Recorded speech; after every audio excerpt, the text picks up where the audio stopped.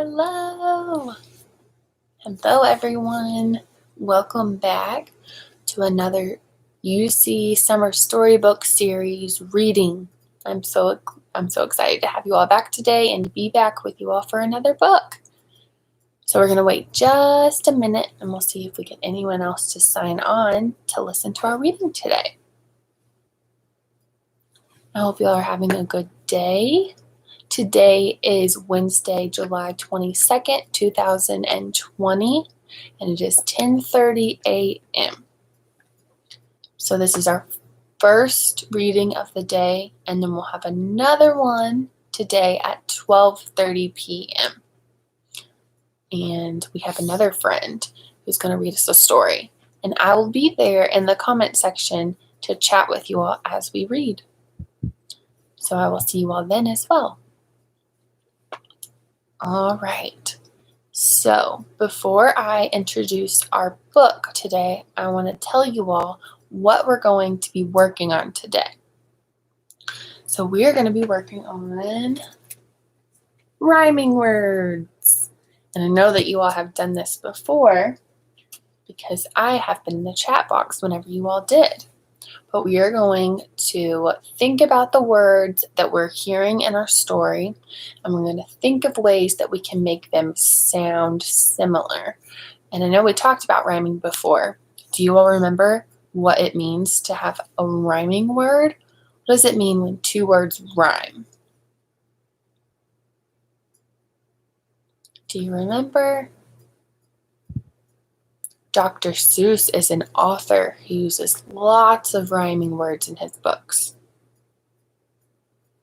So rhyming means that you have one sound that sounds the same on the end as another sound.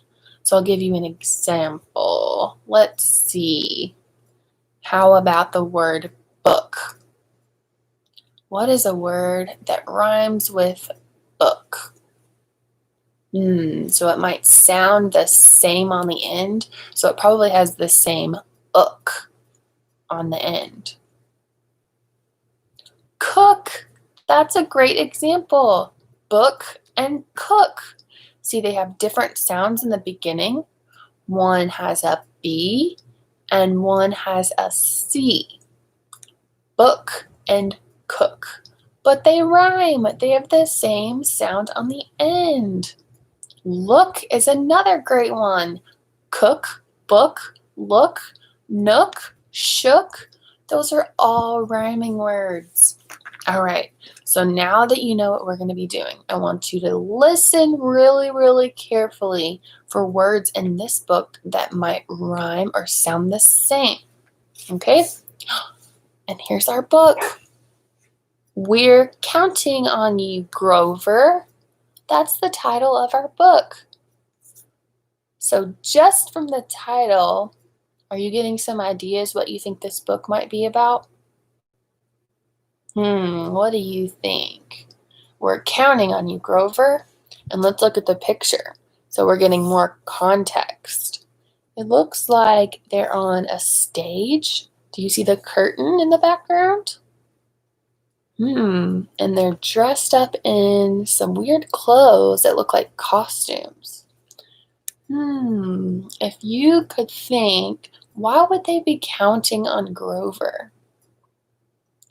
Maybe they're going to put on a play and Grover has a big part in the play and they're counting on him to do his part well. Maybe, but we will find out. So this is our title of the book, and it says it's by Michaela Muntean. So if it's by her, that usually means that she wrote the words in the story. So what is her title called? Do you remember? If she wrote all of the words in the story, that means she is the author, right? Yeah, the author writes all the words in our book. And it says illustrated by Joe Ewers. So if he's the illustrator, that means, Did he write more words or did he draw the pictures? Yeah, the illustrator draws all the pictures. Good job. All right. Oh, look at all these pictures that our illustrator drew for us. Oh, here's our title again. We're counting on you, Grover. Oh, look. He's running. I wonder what's happening. Oh, but I think our ideas were confirmed. Do you see all the chairs? And that is a stage with a curtain. But he's running out. Oh no, he's running out of the auditorium. Let's see what happens. Today is the day of our play. We were right. They're going to put on a play. Jack and the Beanstalk. We read that book for one of our story times, announced Prairie Dawn. We have to get ready. Oh, may I help? Asked Grover. I am a good helper. Thanks, Grover, said Prairie Dawn. Let's check our list. A Jack costume for Ernie. Check, said Ernie. A giant costume for Harry. Check, said Harry Monster. A mother costume for Bert. Check, said Bert. A cow costume for Telly. Moo, said Telly. Oh, that's silly. She mooed. So they're making sure that everyone has their costumes ready.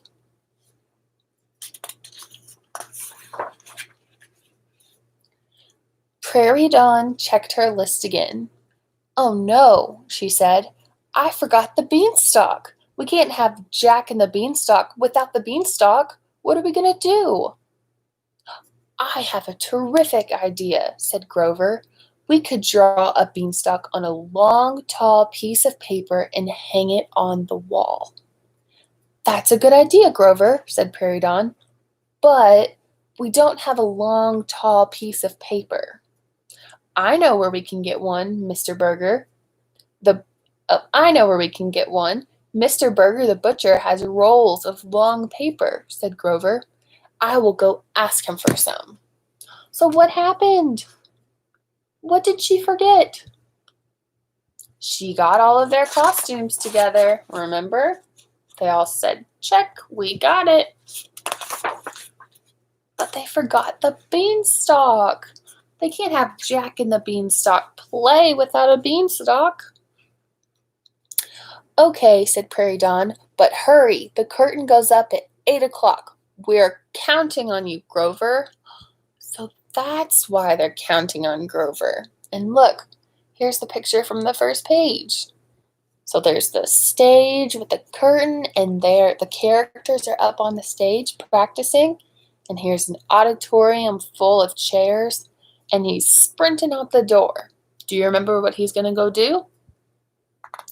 He said, I know where we can get one. Mr. Burger the butcher has rolls of long paper. I will go ask him for some. So let's see if he can get it. Do not worry, Prairie Dawn. Faster than a speeding sandwich, I will be back with the longest, tallest piece of paper on Sesame Street, said Grover, and he raced out the door and down the street. All right, remember, we're looking at rhyming words. Let's see. Can you think of any words that rhyme with tall? Because they're going to get a long and tall piece of paper. Let's think. Tall. That ends with A-L-L. What do you do on a phone? You call. That one rhymes. Yes, and Miss Krista said ball. That rhymes as well. So we have tall, call, fall. You can go to the shopping mall. So many rhyming words.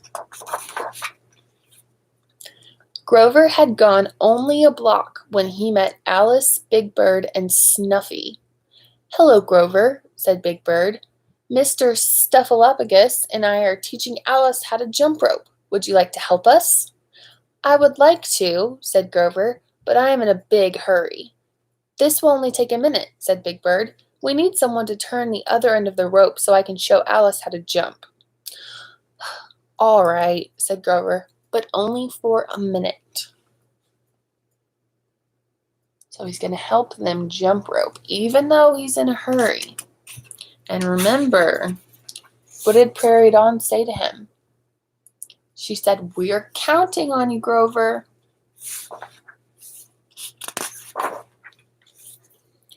It took much longer than a minute for Alice to learn how to jump rope, but she finally got the hang of it.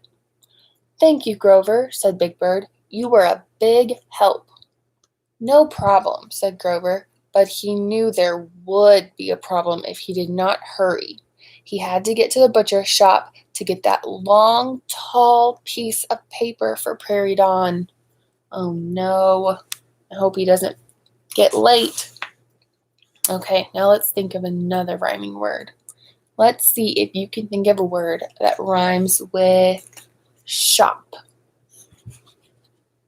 So you spell shop, S-H-O-P.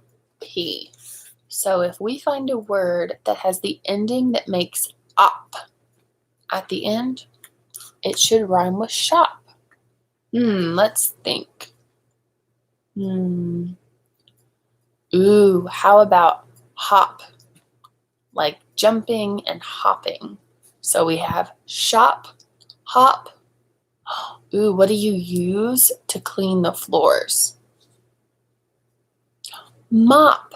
Yeah, shop, hop, mop. Good job.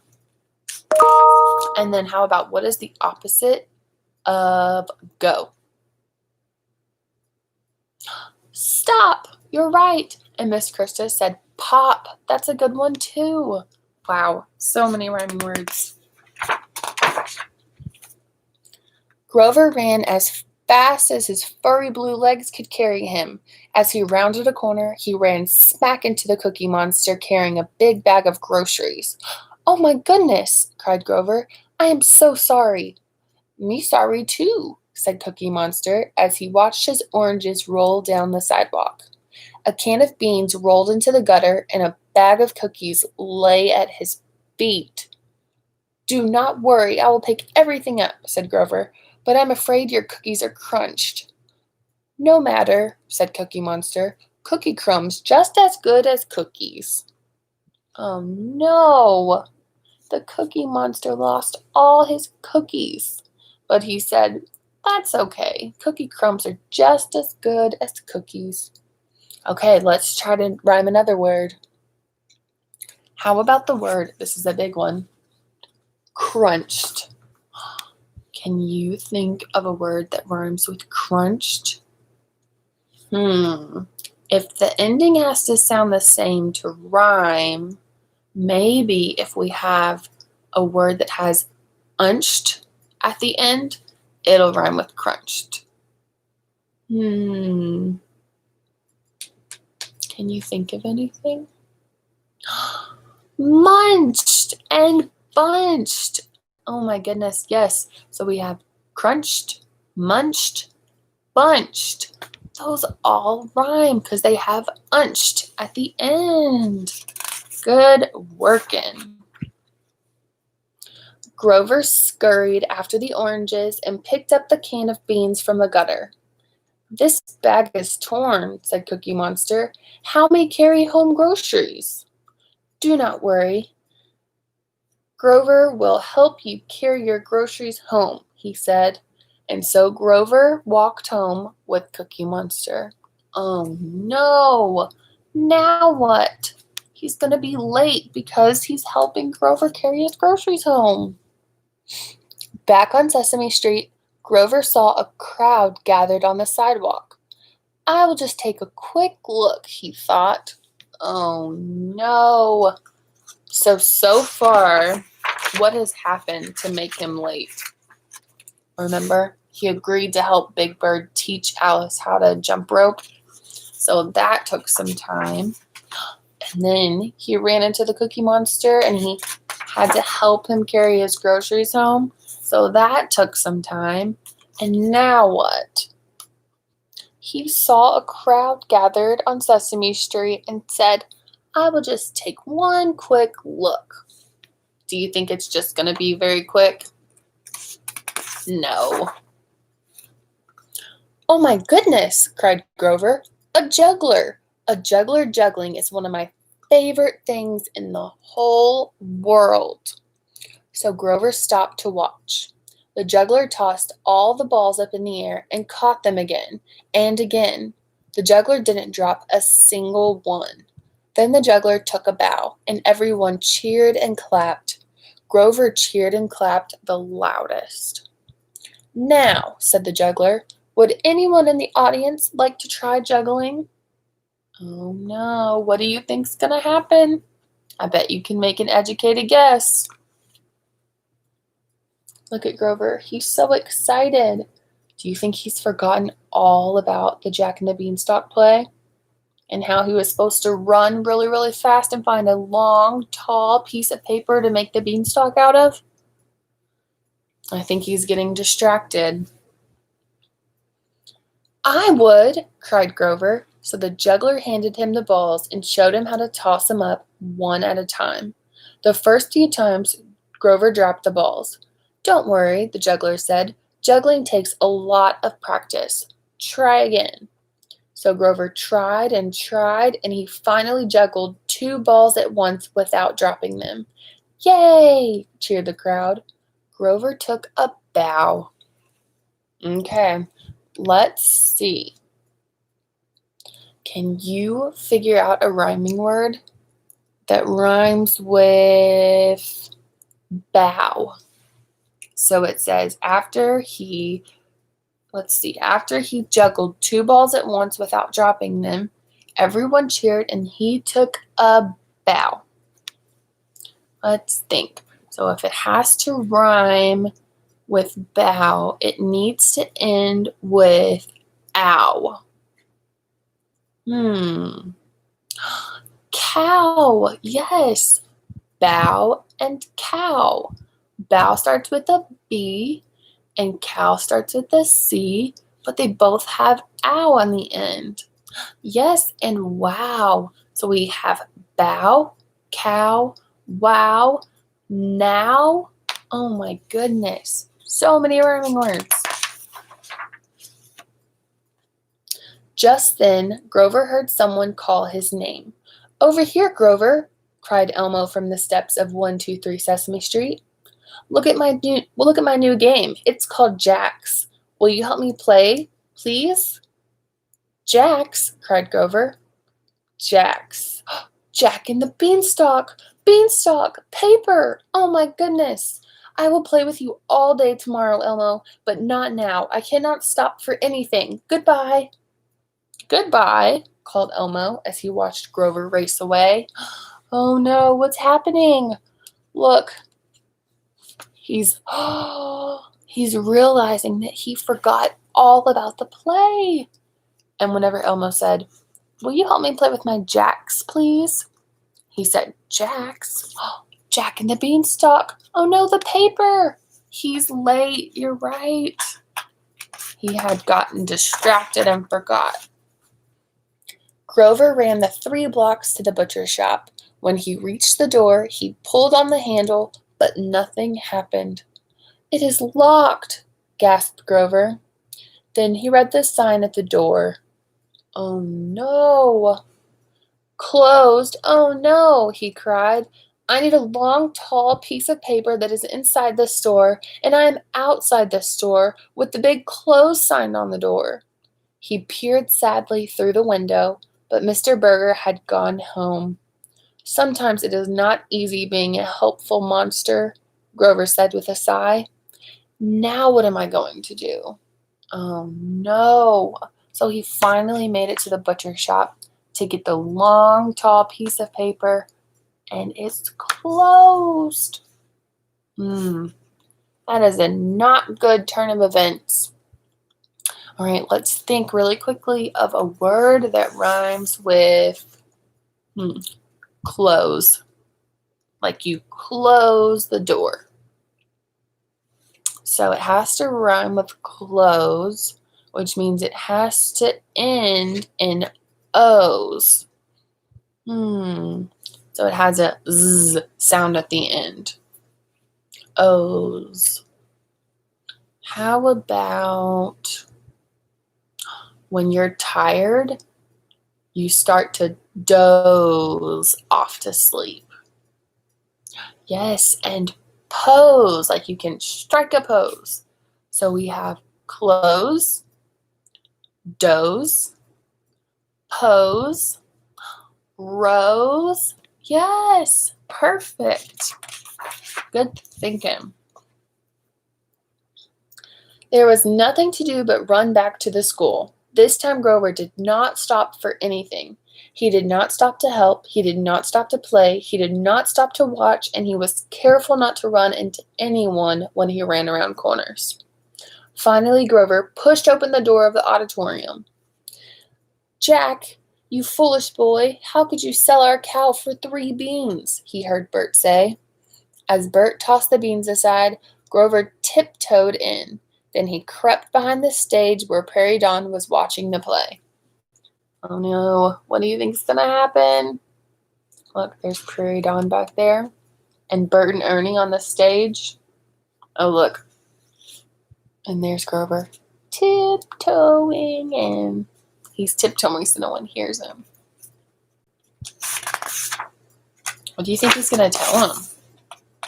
That he didn't find the paper or that the store was closed? Yeah, everybody is worried. "What happened, Grover?" Prairie asked when she saw him. "We waited and waited for you." "Oh, so many things happened," Grover said, panting. "First, I helped Big Bird turn the jump rope, then I ran into the Cookie Monster, and then I stopped to watch a juggler," Grover said. "When I finally got to the butcher shop, it was closed." "But we were counting on you," said Prairie Dawn. "You know what I like?" Look how worried he is, first of all. And she's like, "Oh no, you didn't get the paper." But I like that even though he knew that he was going to disappoint Prairie Dawn, he came back and he was honest and he told the truth. He could have gone in there and made up a bunch of excuses and made like lies about it and avoided telling them the truth so that he wouldn't look like he was in trouble. But he told them the truth instead. I like that. "Oh, I am so sorry that I did not get that long, tall piece of paper, but now there's no beanstalk for the play," Grover cried. "Take a look," said Prairie Dawn. Grover peeked out onto the stage and saw a beanstalk. The leaves were painted on many little pieces of paper and paper taped and stapled and stuck together. What happened? So while he was running around Sesame Street looking for the butcher shop and getting distracted by a bunch of other things, it looks like his friends were getting the beanstalk together just in case he didn't find the paper. So instead of a long, tall piece of paper, look what they used. You see it? It's a bunch of little pieces of paper that's taped and stapled and glued together. So it sounds like they found another way to make a beanstalk. "It's not as good a beanstalk as it would have been with one long, tall piece of paper," said Prairie Dawn, "but the show must go on." Grover was quiet for a moment. "I let everybody down," he said. "I am sorry." "I know you are," said Prairie Dawn. "Will you ever let me help with the play again?" Grover asked. "Of course," said Prairie Dawn. "Our next production is Goldilocks and the 3 Bears. You can be in charge of the bowls of porridge." "Oh, thank you, Prairie Dawn," said Grover. "I will get you 100 bowls. I will get you 1,000,000 bowls." "3 will be enough," said Prairie Dawn. "All right," said Grover. "I will get 1 big bowl, 1 medium-sized bowl, and 1 baby bowl." This is one monster you can count on from now on. Oh, how good. See, he was honest, and even though he knew he was going to let his friends down, he told them the truth and he apologized.